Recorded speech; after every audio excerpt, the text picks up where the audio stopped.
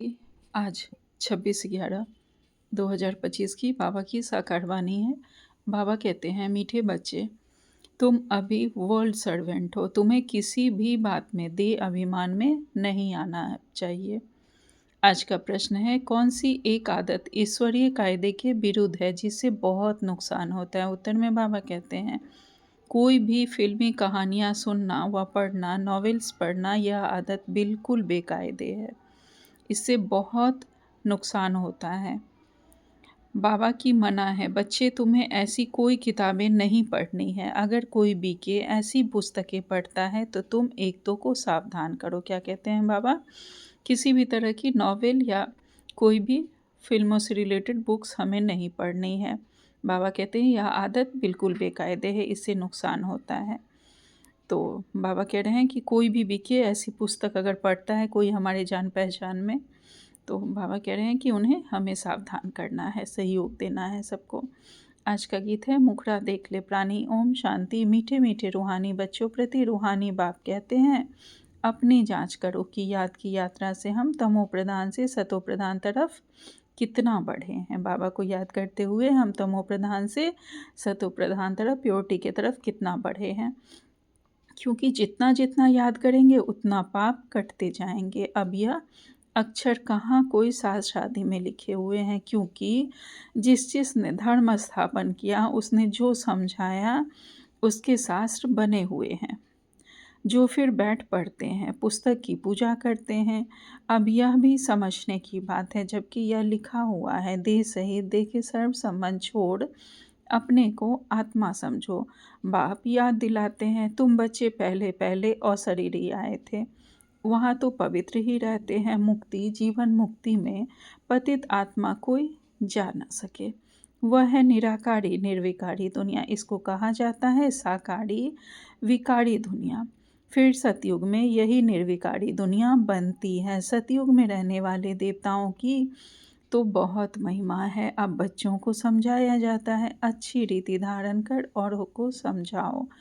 तुम आत्माएं जहाँ से आई हो पवित्र ही आई हो, फिर यहाँ आकर अपवित्र होना जरूर है। सतयुग को वॉइसलेस वर्ल्ड, कलयुग को विशेष वर्ल्ड कहा जाता है। अब तुम पतित पावन बाप को याद करते हो कि हमको पावन वॉइसलेस बनाने आप विशेष दुनिया विशेष शरीर में आओ। बाप खुद बैठ समझाते हैं, ब्रह्मा के चित्र पर ही मूंझते हैं कि दादा को क्यों बिठाया है। समझाना चाहिए, यह तो भागीरथ है, यह है भागीरथ, भाग्यशाली रथ, जिसमें शिव बाबा की प्रवेशता होती है। तो बाबा कहते हैं, शिव भगवानुवाच है, यह रथ मैंने लिया है क्योंकि मुझे प्रकृति का आधार जरूर चाहिए। बाबा तो निराकार है तो उन्हें शरीर का आधार चाहिए। बाबा कहते हैं, नहीं तो मैं तुमको पतित से पावन कैसे बनाऊं? रोज पढ़ाना भी जरूर है। अब बाप तुम बच्चों को कहते हैं, अपने को आत्मा समझ माँ में कम याद करो। सभी आत्माओं को अपने बाप को याद करना है। हम सब आत्माओं को अपने पिता को याद करना है। श्री कृष्ण को सभी आत्माओं का बाप नहीं कहेंगे क्योंकि उनको अपना शरीर है। तो यह बाप बहुत सहज समझाते हैं। जब भी किसी को समझाओ तो बोलो, बाप कहते हैं तुम अशरीरी आए, अब अशरीरी बनकर जाना है। वहाँ से पवित्र आत्मा ही आती है। भल कल कोई आते तो भी पवित्र हैं तो उनकी महिमा जरूर होगी। जो देर से भी आते हैं, जो अभी देखेंगे बहुत सारे साधु संतों का बहुत नाम हो रहा है, तो वो बाबा कहते हैं जो देर से भी आते हैं लेकिन वो हैं तो पवित्र, अभी अभी उतरे हैं वो परम धाम से, तो बाबा कहते हैं उनकी महिमा जरूर होगी। सन्यासी उदासी गृहस्थी जिनका नाम होता है, जरूर उनका यह पहला जन्म है, जरूर उनका यह पहला जन्म है ना, जिनका नाम हो रहा है जरूर उनका यह पहला जन्म है। उनको आना ही है धर्म स्थापन करने, जैसे बाबा गुरु नानक के लिए समझाते हैं। अब गुरु अक्षर भी कहना पड़ता है क्योंकि नानक नाम तो बहुतों का है ना। जब किसकी महिमा की जाती है तो उसका उस मतलब से कहा जाता है। जब किसी की महिमा की जाती है तो उस मतलब से कहा जाता है, ना कहे तो अच्छा नहीं। वास्तव में बच्चों को समझाया है, गुरु कोई भी है नहीं सिवाय एक के, जिसके नाम पर ही गाते हैं सतगुरु अकाल। यह अकाल मूर्त है, अर्थात जिसको काल ना खाए, वह है आत्मा, जिसको काल भी नहीं खा सकता। तब यह कहानियाँ आदि बैठ बनाई है। फिल्मी कहानियों की किताब, नॉवेल्स आदि भी बहुत पढ़ते हैं। बाबा बच्चों को खबरदार करते हैं, तुम्हें कभी भी कोई नॉवेल आदि नहीं पढ़ना है। कोई कोई की आदत होती है, यह तो तुम भाग्यशाली बनते हो। कोई बीके भी नॉवेल्स पढ़ते हैं, इसलिए बाबा सब बच्चों को कहते हैं, कभी भी नॉवेल्स पढ़ता देखो तो झट उठाकर फाड़ दो। इसमें डरना नहीं है। अगर हम किसी भी अपने साथी सहयोगी बच्चों को देखते हैं, अपने भाई बहनों को, तो हमें उन्हें मना करना है। बाबा कहते हैं इसमें डरना नहीं है, हमको कोई श्राप ना दे व गुस्सा ना हो, ऐसी कोई बात नहीं। तुम्हारा काम है एक दो को सावधान करना। फिल्म की कहानियाँ सुनना पढ़ना बेकायदे है। बेकायदे कोई चलन है तो झट रिपोर्ट करनी चाहिए। नहीं सुधरेंगे कैसे? अपना नुकसान करते रहेंगे। बाबा कहते हैं अगर नहीं उनको उनका रिपोर्ट करेंगे, जो बड़े हम लोग की दीदी दादियाँ होती हैं, तो उन्हें अगर हम नहीं बताएंगे कि हाँ इन बच्चे इस भाई बहन का चलन सही नहीं है, वो इस तरह की बुक पढ़ते हैं, तो बाबा कहते हैं अगर नहीं हम रिपोर्ट करेंगे तो फिर वो सुधरेंगे कैसे? अपना ही नुकसान करते रहेंगे। खुद में ही योग बल नहीं होगा तो यहाँ क्या बैठ सिखलाएंगे? जब इधर उधर में लगे रहेंगे तो योग बल कहाँ से जमा होगा? तो फिर यहाँ बैठकर कैसे किसी को समझाएंगे? बाबा की मना है। अगर फिर ऐसा काम करेंगे तो दिल अंदर से ज़रूर खाती रहेगी, अपना नुकसान होगा। इसलिए कोई में भी कोई अवगुण देखते हो तो लिखना चाहिए। कोई बेकायदे चलन तो नहीं चलते, क्योंकि ब्राह्मण इस समय सर्वेंट है ना। बाप भी कहते हैं बच्चे नमस्ते, अर्थ सहित समझाते हैं। बच्चियाँ पढ़ाने वाली जो हैं उनमें देह अभिमान नहीं आना चाहिए। टीचर भी स्टूडेंट का सर्वेंट होता है। गवर्नमेंट आदि भी चिट्ठी लिखते हैं, नीचे सही करेंगे आई एम ओबीडियंट सर्वेंट, बिल्कुल सम्मुख नाम लिखेंगे, बाकी क्लर्क लिखेगा अपने हाथ से। कभी अपनी बड़ाई नहीं लिखेंगे। आजकल गुरु तो अपने आप को आपे ही श्री श्री लिख देते हैं। यहाँ भी कोई ऐसे हैं श्री फलाना लिख देते। वास्तव में ऐसे भी लिखना नहीं चाहिए। ना फीमेल श्रीमती लिख सकती। श्रीमत तब मिले जब श्री श्री स्वयं आकर मत देवे। तुम समझा सकते हो कि जरूर कोई की मत से यह देवता बने हैं। भारत में किसको यह पता नहीं कि यह इतना ऊंच विश्व का मालिक कैसे बने? तुमको तो यही नशा चढ़ना चाहिए। यह अहम ऑब्जेक्ट का चित्र सदैव छाती से लगा होना चाहिए। किसको भी बताओ, हमको भगवान पढ़ाते हैं जिससे हम विश्व के महाराजा बनते हैं। बाप आए हैं इस राज्य की स्थापना करने। इस पुरानी दुनिया का बिना सामने खड़ा है। तुम छोटी छोटी बच्चियां तोतली भाषा में किसको भी समझा सकती हो। बड़े बड़े सम्मेलन आदि होते हैं, उनमें तुमको बुलाते हैं। यह चित्र तुम ले जाओ और बैठकर समझाओ। भारत में फिर से इन्हों का राज्य स्थापन हो रहा है। कहाँ भी बड़ी सभा में तुम समझा सकते हो। सारा दिन सर्विस का ही नशा रहना चाहिए। भारत में इनका राज्य स्थापन हो रहा है। बाबा हमको राजयोग सिखला रहे हैं। शिव भगवान उवाच, हे बच्चों, तुम अपने को आत्मा समझ मुझे याद करो तो तुम यह बन जाएंगे। 21 पीढ़ी के लिए दैवी गुण भी धारण करने हैं। अभी तो सब के आसुरी गुण है। श्रेष्ठ बनाने वाला तो एक ही श्री श्री शिव बाबा हैं। वही ऊंचते ऊंच बाप हमको पढ़ाते हैं। शिव भगवान उवाच, मन मनाभव। भागीरथ तो मशहूर है। भागीरथ को ही ब्रह्मा कहा जाता है, जिसको महावीर भी कहते हैं। यहाँ दिलवाड़ा मंदिर में बैठे हुए हैं ना। जैनी आदि जो मंदिर बनाने वाले हैं वह कोई भी जानते थोड़े ही हैं। तुम छोटी छोटी बच्चियाँ कोई में भी विजिट ले सकती हो। कोई से भी हम वहाँ जाकर विजिट कर सकते हैं। बाबा कहते हैं अभी तुम बहुत श्रेष्ठ बन रहे हो, यह भारत की एम ऑब्जेक्ट है ना, कितना नशा चढ़ना चाहिए। यहाँ बाबा अच्छी रीति नशा चढ़ाते हैं, सब कहते हैं हम तो लक्ष्मी नारायण बनेंगे, सीताराम बनने के लिए कोई हाथ नहीं उठाते, त्रेता के लिए कोई हाथ नहीं उठाते। अभी तो तुम हो अहिंसक क्षत्रिय, तुम अहिंसक क्षत्रियों को कोई नहीं जानता। हमारी युद्ध चल रही है माया से, तो हम हैं अहिंसक क्षत्रिय। बाबा कहते हैं यह तुम अभी समझते हो, गीता में भी अक्षर है मन मना भव। अपने को आत्मा समझो, यह तो समझने की बात है ना, और कोई समझ नहीं सकते। बाप बैठ बच्चों को शिक्षा देते हैं, बच्चे आत्माभिमानी बनो, यह आदत तुम्हारी फिर 21 जन्म के लिए चलती है। तुमको शिक्षा मिलती ही है 21 जन्मों के लिए।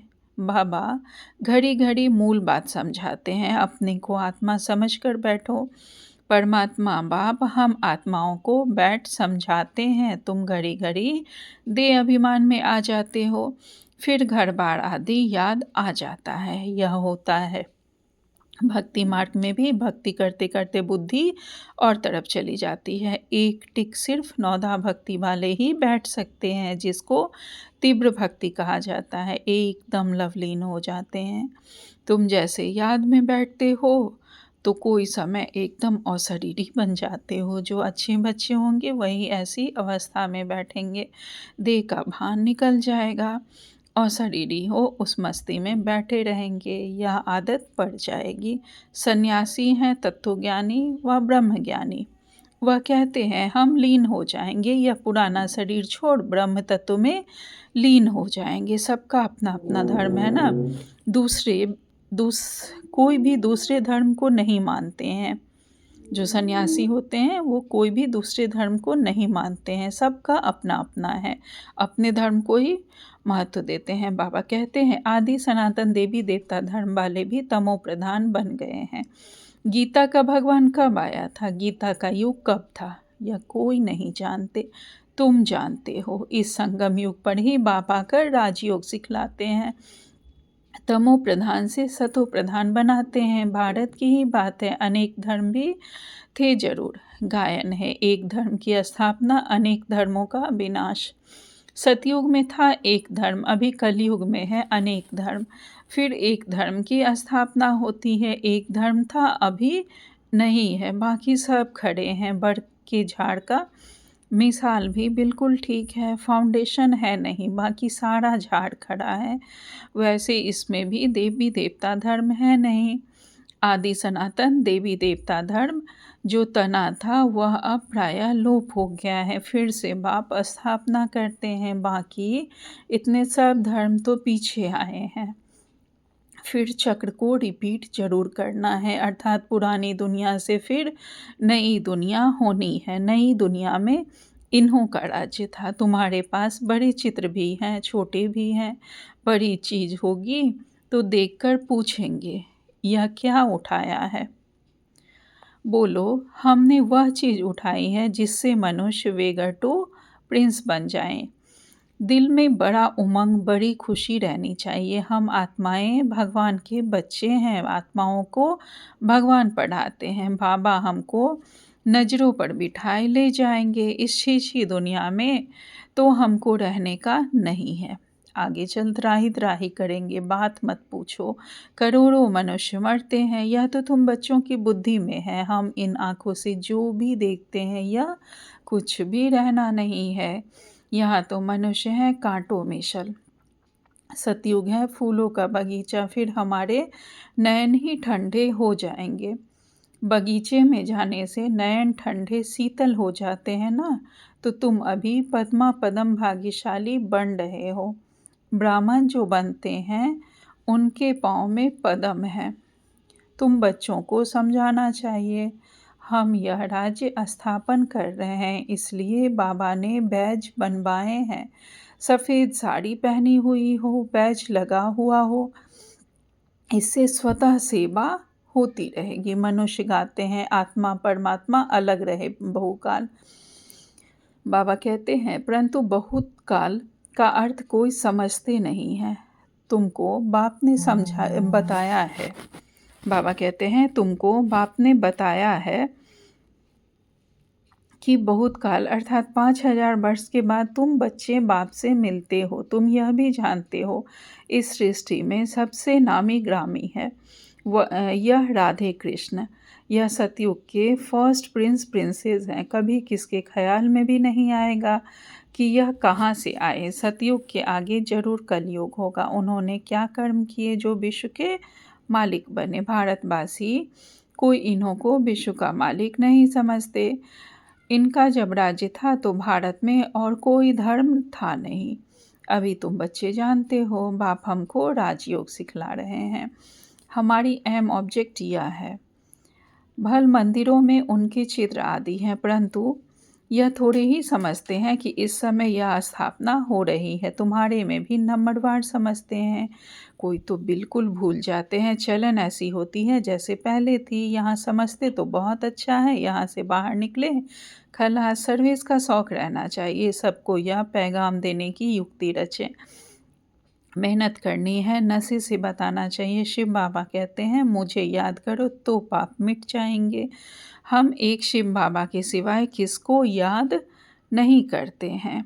अच्छा, मीठे मीठे से खिलते बच्चों प्रति माता पिता बाप दादा का याद प्यार और गुड मॉर्निंग। रूहानी बाप की रूहानी बच्चों को नमस्ते। हम सब रूहानी बच्चों की रूहानी माता पिता बाप दादा को याद प्यार गुड मॉर्निंग और नमस्ते नमस्ते नमस्ते। शुक्रिया बाबा आपका पद्मा पदम शुक्रिया। धारणा के लिए मुख्य सार में बाबा ने पहली पॉइंट कही है एम ऑब्जेक्ट का चित्र सदा साथ रखना है। नशा रहे कि अभी हम श्रीमत पर विश्व के मालिक बन रहे हैं। हम ऐसे फूलों के बगीचे में जाते हैं जहां हमारे नयन ही शीतल हो जाएंगे। दूसरी पॉइंट में बाबा ने कहा है सर्विस का बहुत बहुत शौक रखना है। बड़े दिल व उमंग से बड़े बड़े चित्रों पर हमें सर्विस करनी है। वेगर टू प्रिंस बनना है। आज बाबा ने हमें वरदान दिया है मास्टर दुख हरता सुख करता भव। बाबा कहते हैं कर्मों की गति को जान गति सदगति का फैसला करने वाले मास्टर दुख हरता सुख करता भव। विस्तार में बाबा कहते हैं अभी तक अपने जीवन की कहानी देखने और सुनाने में बिजी नहीं रहो बल्कि हर एक के कर्म की गति को जान गति सदगति देने के फैसले करो। बाबा कह रहे हैं कि अब तक अपने जीवन की ही कहानी सिर्फ देखने में और दूसरों को सुनाने में बिजी नहीं रहो बल्कि हर एक के कर्म की गति को जानकर गति सदगति देने का अब हमें फैसला करना है क्योंकि हम मास्टर दुख हरने वाले और सुख देने वाले बाबा के बच्चे हैं। बाबा कहते हैं मास्टर दुख हरता सुख करता का पार्ट बजाओ। अपनी रचना के दुख अशांति की समस्या को समाप्त करो। अपने भक्तों की दुख अशांति की समस्या को अब हमें समाप्त करना है। उन्हें महादान और वरदान दो। खुद फैसिलिटीज़ सुविधाएं ना लो। अब तो दाता बनकर दो। लेने वाले लेपता नहीं बल्कि देने वाले देवता बनना है। यदि सैल्वेशन के आधार पर स्वयं की उन्नति व सेवा में अल्पकाल के लिए सफलता प्राप्त भी हो जाए तो भी आज महान होंगे। कल महानता की प्यासी आत्मा बन जाएंगे। कल भी बाबा ने कहा था कि अल्पकाल का सुख हमें नहीं लेना है। अल्पकाल का मान शान हमें नहीं लेना है बल्कि हमें 21 जन्मों के लिए लेना है। तो बाबा कहते हैं आज अगर महान बनेंगे तो फिर कल महानता की प्यासी आत्मा बन जाएंगे। आज का स्लोगन है अनुभूति ना होना युद्ध की स्टेज है। योगी बनो योद्धे नहीं बनो। अगर अनुभूति नहीं हो रही है तो हमारी अभी माया से युद्ध चल रही है। तो हमें योगी बनना है योद्धा नहीं बनना है। अपने योग को अधिक से अधिक बढ़ाना है और अनुभूति करना है। आज का अव्यक्त इशारे हैं जैसे ब्रह्मा बाप अव्यक्त वन विदेही स्थिति द्वारा कर्मातीत बने तो अव्यक्त ब्रह्मा की विशेष पालना के पात्र हो। इसलिए अव्यक्त पालना का रिस्पॉन्ड विदेही बनकर दो। सेवा और स्थिति का बैलेंस रखो। विदेही माना देह से न्यारा। स्वभाव संस्कार कमजोरियां सब देह के साथ है। देह से न्यारा हो गया तो सबसे न्यारा हो गया। इसलिए यह ड्रिल बहुत सहयोगी देगी। इसमें कंट्रोलिंग पावर चाहिए। अच्छा, ओम शांति। शुक्रिया बाबा।